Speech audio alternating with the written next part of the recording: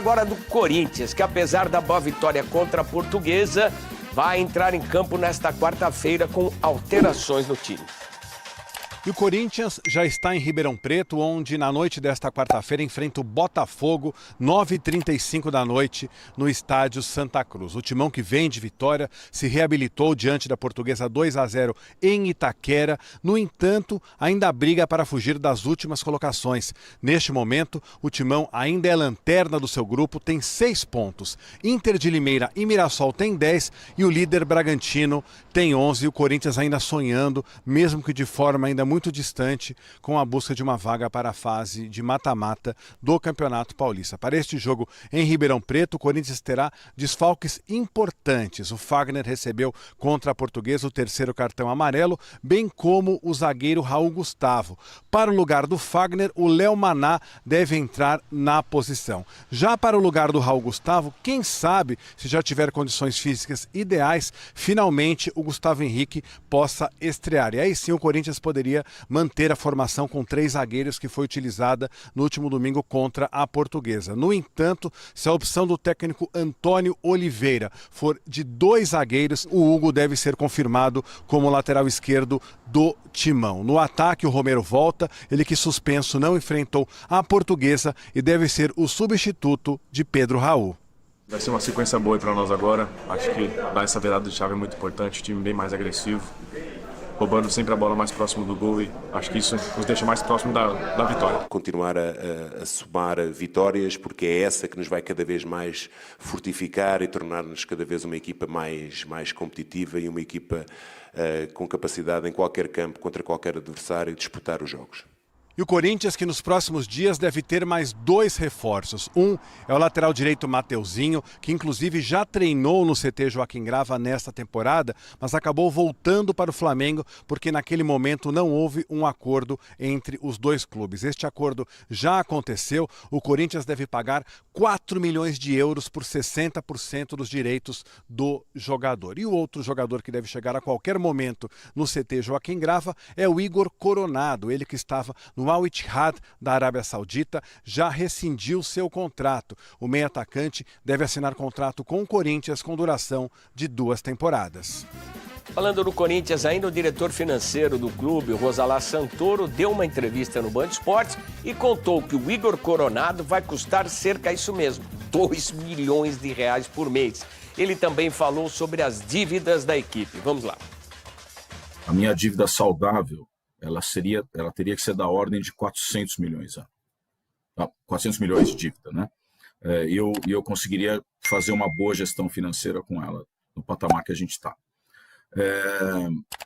Fato é que a minha dívida é 4 vezes isso aí, né? 4 vezes o meu ponto saudável. Então, como você falou, não tem mágica para solucionar isso num ciclo de 3 anos. Tá? A minha meta pessoal é entregar o clube daqui a 3 anos para uma próxima gestão com o curto prazo equalizado, para que meu sucessor não tenha que trabalhar nesse sufoco de ficar pedalando o que está vencido com o que está a vencer. Tem dívida com jogadores do time lá de 2007, 2008, né? Então, tem bastante problema para a gente encarar. Não, a parte CLT está em dia, direitos de imagem, alguns estão atrasados. O último pagamento teria sido em outubro do ano passado. A gente assumiu com 2 meses de atraso e nesse nosso primeiro mês de gestão, a gente ainda não conseguiu colocar em dia. Eu não posso abrir mão da performance esportiva, né? 30% do que a gente recebe de dinheiro da televisão vem de resultado em campo. Então, a proposta inicial, principalmente a proposta inicial era de redução da folha, mas até em função dos novos patrocínios e de dinheiro novo que está entrando no clube, a gente resolveu, junto com o presidente, manter o orçamento do futebol em 20 milhões por mês. Tá? Se a gente pensar nas contratações que já foram feitas, pensando só em salário, encargo e direito de imagem, tá? com os dois jogadores que vem se falando aí nesse apagar das luzes aí, que vem se falando em a gente ter mais o Mateuzinho e o Igor Coronado, que não estão ainda concretizados, mas a simulação que a gente fez mostra que com esses dois a gente completa, junto com os outros reforços que vieram antes, a gente completa esse custo mensal aí na casa de 20 milhões. O Mano e o staff dele, eles foram flexíveis, né, entenderam que não era algo que a gente poderia cumprir imediatamente. Tá? É uma multa relevante, né? O valor é esse mesmo, é na casa de 13 milhões e pouco. Tá? E o que a gente combinou com ele? A gente combinou dar uma entrada e parcelar um saldo. Então a gente tem aí um acordo firmado com ele que, se eu não estou enganado, a gente fechou uma entrada mais 13 parcelas. Tá? Mas não foi uma negociação fácil, a gente teve algumas idas e voltas, mas eu acho que teve sim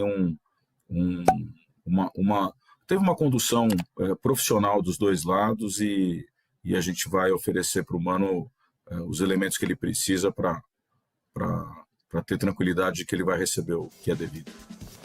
Bom, os números no futebol são assustadores. O Igor Coronado vai custar ao Corinthians, ao final dos 2 anos, mais ou menos 50 milhões de reais.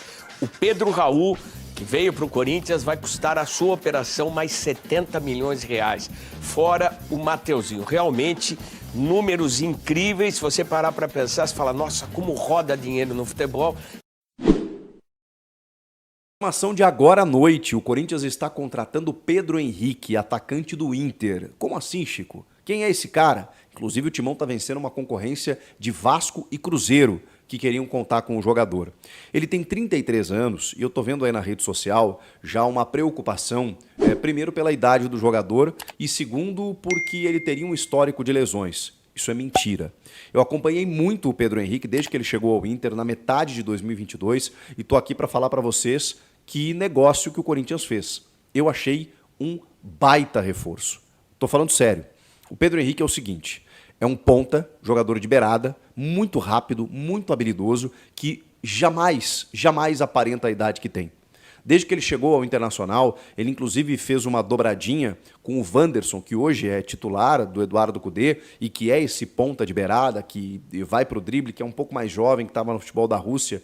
O Pedro Henrique veio do futebol da Turquia. O Pedro Henrique é o seguinte, ele surge em Santa Cruz do Sul, numa avenida no interior do Rio Grande do Sul, faz a vida inteira dele lá fora, joga mais de 10 anos na Europa, em clubes mais periféricos, talvez um pouco, a história um pouco parecida aí com a do Igor Coronado, que eu já vou falar sobre ele, inclusive nesse vídeo.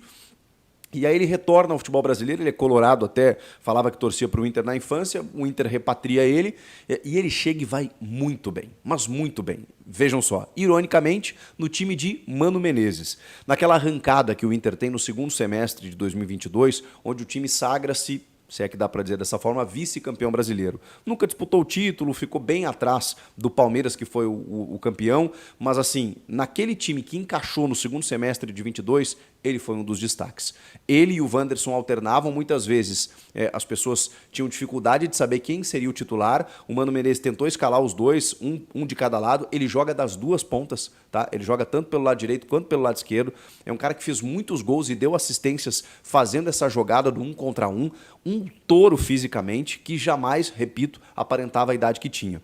Vira 2023... E o Mano Menezes, pela dificuldade de elenco, coloca ele como falso 9 no Campeonato Gaúcho. Um campeonato que tinha Luizito Soares. Ele termina como artilheiro do Campeonato Gaúcho. O Inter não chega na final, o Grêmio que faz a decisão com o Caxias, e o Pedro Henrique termina o Campeonato Gaúcho como artilheiro da competição jogando de falso 9. Depois disso, o Mano Menezes simplesmente abandonou essa ideia. E aí ficou pedindo reforço e tudo mais, acabou demitido, chega o Eduardo Cudê e simplesmente não utiliza mais o cara.